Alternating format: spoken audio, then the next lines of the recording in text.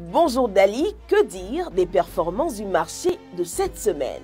Bonjour Alexis. Alors, cette semaine a été marquée par une baisse importante de la valeur des transactions.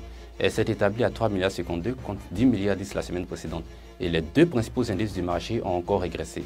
Le BFM10 a cédé 0,67% et le BFM Composite a baissé de 1,21%. Mais il faut noter qu'après l'opération de NCA Bank, plusieurs investisseurs attendent de savoir combien de titres ils auront.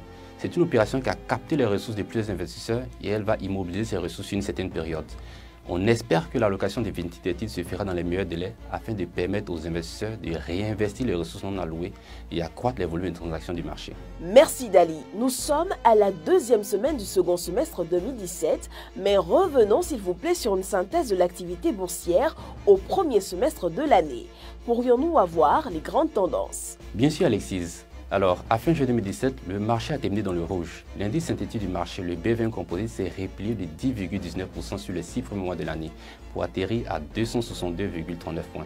Il est orienté dans ce sens suite à la baisse des cours de la quasi-totalité des valeurs du marché.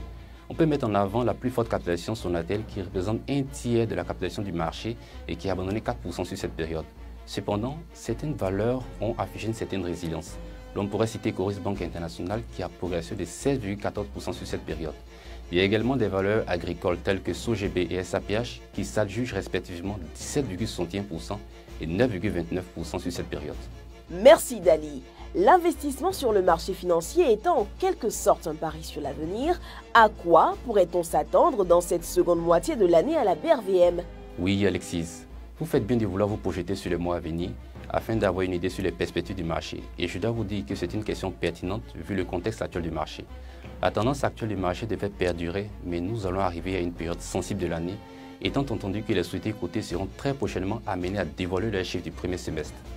Après l'application des résultats du premier semestre de certaines sociétés qui n'étaient pas obligées de le faire, l'obligation est faite pour les sociétés cotées de publier les chiffres du premier semestre. Et ces chiffres vont permettre aux analystes de pouvoir mieux se positionner sur les valeurs du marché. Bien noté Dali. Alors, dans ce contexte, comment se comporte le marché obligataire à la BRVM? Justement Alexis, une émission obligataire a été lancée il y a une semaine sur ce marché. L'opération court jusqu'au 21 juillet 2017 et il s'agit des obligations Trésor public de Burkina Faso 6,5% 2017-2027 et les principales caractéristiques sont les suivantes. Le taux d'intérêt est de 6,5% l'an. Le montant global de l'opération est de 75 milliards de francs CFA. Le prix de l'obligation est de 10 000 francs et la durée de l'obligation va s'étendre sur 10 ans. Les intérêts seront payés chaque semestre et concernant le remboursement des capital, il s'effectuera chaque semestre avec 2 ans de différé. Mais ce qu'il faut savoir sur ce marché, c'est qu'il a la particularité d'être très peu liquide sur le secondaire. Pour faire simple, très peu de titres font l'objet d'achats et de ventes durant les jours de cotation à la BRVM. Les investisseurs ont l'habitude d'acheter les obligations dès la première émission et les détenir tout au long de la vie du titre. Cet état induit une certaine stabilité de ce comportement qui enregistre très rarement des volumes transactionnels. Merci Dali, passez un excellent dimanche et à la semaine prochaine.